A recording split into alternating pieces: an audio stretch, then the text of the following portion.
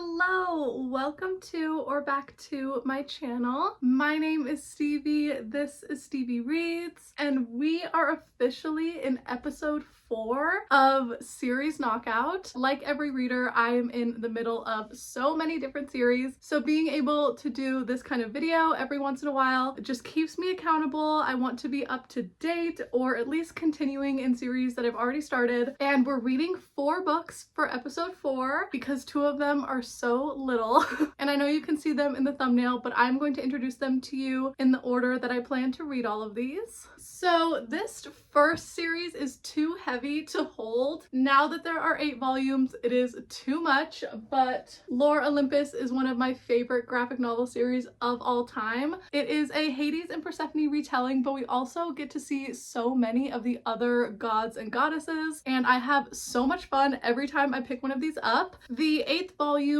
just recently came out. Of course, I hauled it immediately, and I have just been waiting not so patiently for another series knockout to be able to sit down and read this, especially the way volume 7 ended was insane. And we are starting here because I cannot wait any longer. I need to read this book. So I'm going to start it tonight. Hopefully I have enough time to just read it in one sitting, but I seriously cannot wait. And then I've read all of these books in a video because I recently started the Captive Prince trilogy. I pulled the first one out of the TBR jar, gave it a 4. Then I read Prince's Gambit in the last one of these series knockouts. Gave this one a 3. I liked it a little bit less, but I'm hoping that it all turns around in King's Rising. This is the 3rd, and I wasn't able to get the same editions as I have with these books, so that's why it looks so weird, but it's the end of the trilogy. I just want to read the happy ending. A very big secret was revealed in this one, so I feel like this we're just gonna start right in the fallout of that. I'm hoping it's drama and tea, and yeah, just really want to read. Excited to close out another series. While everything is still fresh, I need to read it. This one might be too heavy as well. Oh my god. I recently read all 11 volumes of Saga. In a video, I just read all of them by themselves. I'll link it down below, but I had such a good time getting back into this story, and then little did I know that this year volume 12 was going to come out, so it was actually the perfect time to do a reread. I'm gonna set these down. But yeah, really happy that I read those. Everything is still fresh. Volume 12 just dropped, and I'm so excited that I can continue immediately. And then lastly, we are continuing in a contemporary romance series. The first book I actually unhauled. It was called Love Light Farms. It was like a Christmassy romance, and I didn't dislike it. It was a 3-star, but it was a 3-star that I knew I was never going to reread, especially because I already spent one of my Christmases reading a 3-star book. Like, I wasn't going to do that again, but I did like the writing, and I do own the rest of the series, so I need to continue on. And I haven't read the first one since December, so it's been half of a year. I need to pick up In the Weeds, and I don't know the tropes or really anything about this one, but the tiny little blurb just says a grumpy farmer and a no-nonsense social media influencer. Oh. I didn't realize that. I don't love books following a social media influencer. It's fine. This could be the one that turns it around. Okay. Have another chance at love in this charming romantic comedy. And I'm planning on reading this one audibly. I saw that I was able to listen to it on Spotify, and my monthly Spotify hours just barely reset, so hopefully I like it. A romance on audio is always just a nice listen for me. But yeah, these are the 4 books for the video. I'm going to start Lore Olympus literally right now, and then move on to King's Rising, just finish that trilogy, be able to have a break with another comic, and then read a contemporary romance. 4 books for episode 4, but I also always read the first line with you, and I hope this isn't spoilery. I'm going to look at the first page, and if it gives too much away, I won't show you like the picture, but let's see. Oh, that's cute. It's dedicated to a younger version of me. Oh, love that. So the first little slide just says, what? She was supposed to tell us everything. So without context, that's not spoilery at all. But that's the first little slide. And yeah, I am so happy I finally get to read this tonight. Obviously predicting it's going to be a 5 because all other 7 volumes have gotten a 5, but I'll talk to you later. Okay, been some hours. I read half of this, ate dinner, finished the other half, and nobody's shocked. This is 5 stars. I love this story. Every single time I pick one up, I'm amazed at the story and the artwork and these characters. They never disappoint, and this one was no different. So happy I finally got to pick it up and that I wasted no time in letting it be the first one in the video. Starting off with a bang, this was so amazing. And then I'm also going to start King's Rising tonight. I don't know how much I'm gonna read. I gotta do a couple of things around the house, and I'm gonna be reading this one physically, but let's read the first line. Chapter 1, Dominoes. First sentence is literally just his name, but also Damon stood at the base of the dais steps as his name spread in tones of shock and disbelief over the courtyard. Yeah, this begins right where the second book lets off, literally the same scene. Okay, thank God I read these so close together. I feel prepared for this, and let's see how many pages. Only 340. Okay, cool. Chapter 10 is 164. We'll see how long it takes me to get to chapter 10, hopefully just by tomorrow. But book 1 is done. 5 stars to Olympus. And I'm gonna get started on book 2. Really quick update because I have not read a whole lot, but it's been a couple of days, so I felt like I needed to get on here and update. But I'm up to page 60, chapter 5. And one thing I can appreciate about this book is it is just getting right to it. The second book in this series, Prince's Gambit, was not my favorite and felt so much like a filler book, but I'm happy that I continued on because all of that filler was leading to this one, and it's already been so intense. And also another thing that's different is in the first 2 books, we're only in the perspective of Damon. All the chapters are from his POV. We never know what Laurent is actually thinking. So far, we've gotten a Laurent chapter, which I really liked to see his side. And chapter 3 was so tea. Like, they got to confront each other face to face, and oh my god. So yeah, I definitely feel into the story. Happy that I decided to finish, even though I didn't love the second one. But I do need to focus and read more of it. It's Wednesday morning right now. I'm gonna try to read as much as I can today, and fingers crossed I can come on here tomorrow with at least a halfway point update. I have a busy weekend coming up, so I cannot waste time on the weeknights not reading, but it's freaking Love Island that keeps getting me every night. I wish they could just drop the whole season so that I could binge it in a week, but instead every single night at 7 a new episode drops and I just have to be sat, and that's my normal reading time, so it's really fucking with that. But Wednesdays are like an After Sun episode or something, so I don't have an episode today and I need to freaking read. Hello, days later once again. It's Friday morning right now. Thank God. I really need this weekend. And I am still not done with this book. I think I started this video on Monday. Yeah, because I had Monday off. I've had all of Tuesday, Wednesday, Thursday, and I've only made it up to page 224. So that means I have like 115 pages left. It's doable to get it done today, and I am forcing myself to finish this today. It was definitely dragging in the middle, but the chapter that I read this morning was kind of tea, so now I'm back in it. And I mean, it's the last 100 pages of a trilogy, so shit's about to go down. I just need to actually finish it. So that is the goal today. And I even have the ebook through my library, so even when I'm at work today, when I'm taking a break or a lunch or whatever, like, I am not allowed to watch TV or YouTube. I need to read my book. And I don't want to be spoilery, but there was some cute lines, and obviously it's a romance. Very slow burn. It has lasted 3 books, but when feelings were being confessed, I was just like, ah. Especially page 200. I think if I gave you my heart, you would treat it tenderly.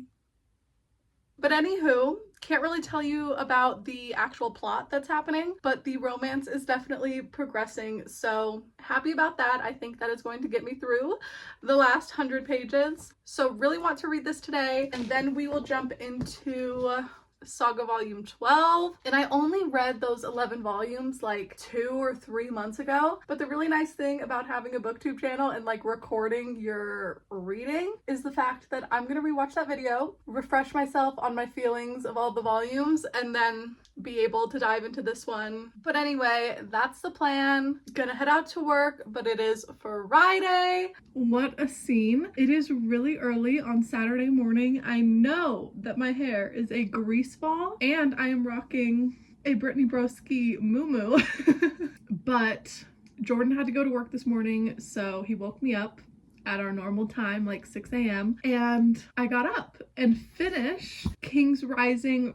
Finally! Oh my god, I only had like 30 pages left, so finished it this morning. And I have to do this update right now because I do have a very busy day. And I'm gonna land on a 3.5 for my rating. I thought it was better than the second book for sure, but it still dragged, which I think is crazy for the last book in like a fantasy series. But the way that it ended was beautiful. Love when these two finally admit their feelings, and just the way that they took down the system and everything. Chef's kiss. So overall, this series I think is a pretty average one for me. My favorite was the first one. Gave this one a 4. 3 stars for The Prince's Gambit. Thought this one was pretty boring. And then King's Rising, slightly boring, but we ended on a high note. But this series is now completed. Very happy that it is all read, and I'm just getting in the habit of continuing series after I start them. Love that for me. And the plan was to go right into volume 12, which I still might read a little bit of this before I go. It's like 7 a.m. right now, and I need to leave the house at around 9 because I am going on a hike with my sister and we're gonna go to the pool. It's kind of becoming our like bi-weekly Saturday routine, and the hike is gonna be the hard part like always, especially because it's gonna be so freaking hot today. But the reward is going to the pool after and just getting to swim around. And that's also why I have not washed my hair. I did go on the treadmill last night, and then I had to take a body shower because I was so sweaty and gross. But I was like, there's no point in washing my hair last night if I was gonna go hiking and swimming today. So that's why my hair is a grease ball, and why I don't have a lot of time to read this morning, because I need to like get my beach bag together. There's a couple things I want to do before I go too, like make the bed, start the laundry, have a little bit of a breakfast too, so that I'm not dying on the mountain. But I can do all of those things while listening to an audiobook. Thank God I'm not reading this one physically. I don't know why, I just haven't been in the physical reading mood lately, unless it is a graphic novel or like a comic. It really shouldn't have taken me 5 days to read 340 pages. So yeah, super grateful to audiobooks always. And I want to get this started this morning. Well, I got a bunch of stuff I gotta do. I can hopefully read a good chunk of this one today. But let's see where we're starting. What's the first line? Okay, prologue, Beckett. Ooh, we're gonna get dual POV. I love that. Okay, she's sitting at the bar when I walk in. Summer heat thick and oppressive at my back. My shirt clings to my skin and her eyes cling everywhere else, a smile curving at the corners of her mouth. I think we're about to have our meet cute, and Beckett is the boy. Okay, who's the girl? Evelyn. Oh, I love the name Evelyn. I have a niece named Evelyn. She's a baby, so we call her Evie, but I think that is such a gorgeous name. Anyway, going to get this started today. I will let you know when I've made some progress in this. And then once I get home tonight, I will maybe start volume 12 of Saga. If I'm feeling up to it, I might be exhausted. I think last Saturday we did this. I came home and showered, and then I was on the couch for the rest of the night. And tonight I need to cut up a lot of fruit. Maybe I'll even do that this morning. I can start doing that if I have time. But tomorrow is Father's Day and I'm in charge of bringing the fruit. I need to cut up a watermelon. I got a lot of fruit to wash and just like prep. So I'm gonna get this started, get changed out of my muumuu, and I'll talk to you guys later.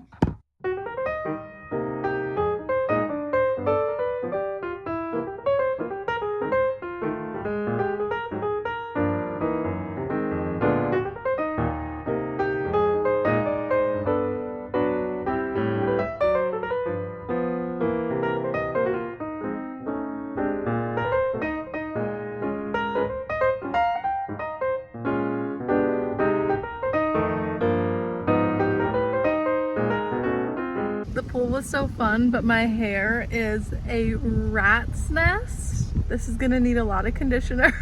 Okay, I am back home. I took a shower. I'm slightly sunburned, but not too bad. We kept reapplying sunscreen, so that was nice. But yeah, got home. Jordan made dinner, so I just ate that. But I surprisingly read so much of In the Weeds today, and I'm not even done listening to it today. There's a couple more things I need to do around the house, so I'm about to pop on my headphones and keep listening. But I'm liking this. I don't think I paid too much attention to the side characters in the first book because we've already met both of these people, and the big plot in Love Light Farms is that a travel blog influencer shows up at the farm and they're like trying to make it special for her so that they can win a prize and win some money for the farm and everything. And that was Evelyn. And then Beckett is like the farm hand at the treehouse farm. He's like the main farmer there. So, but it's also reminding me of All Roads Lead Here by Mariana Zapata. If you've read this before, you know it's like influencer, kind of stuck-up girly and farmer man. And this wasn't my favorite Mariana Zapata, but I did give this a 4 stars. So overall, really liked it. She is just the queen of slow burn. But that's the same tropes in here. Like, this influencer is kind of fleeing to the treehouse farm again because at the beginning of the story, she is really burnt out on making her content. It feels really forced and she's just jumping from like one ad contract to another, and she's not even planning like her original content that made her start doing it in the first place. So she's really burnt out, and her assistant asks her like, when was the last time you think you were genuinely happy? And it was when she was at the treehouse farms, and that's where she is in the present timeline. But then also we're going back in time sometimes to see when she was there during what was the first book, but you know, it's from their point of view now. Like, we're kind of seeing what happened when she was there the first time. And at the very beginning of the book,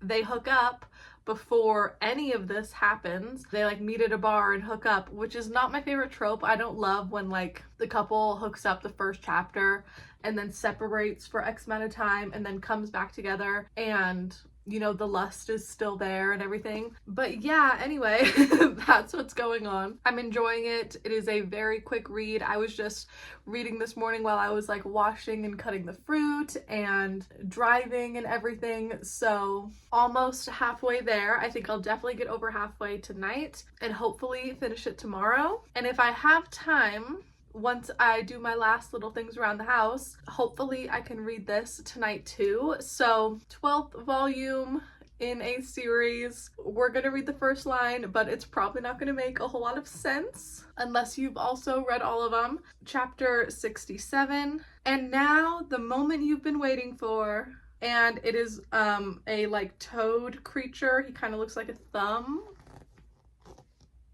It's giving the guards from like Spy Kids. Super looks like a thumb. I can't believe I decided to reread the series and then a new one came out this year. Like, how lucky. And I'm kind of matching it with the blue. Okay. But anyway, final 2 books of the video. Going to listen to more of this tonight, and hopefully I can read all of this tonight. It's barely 6 o'clock right now, so I gotta fold some towels, clean the kitchen, all of that fun stuff, and then I'm going to relax and read Saga.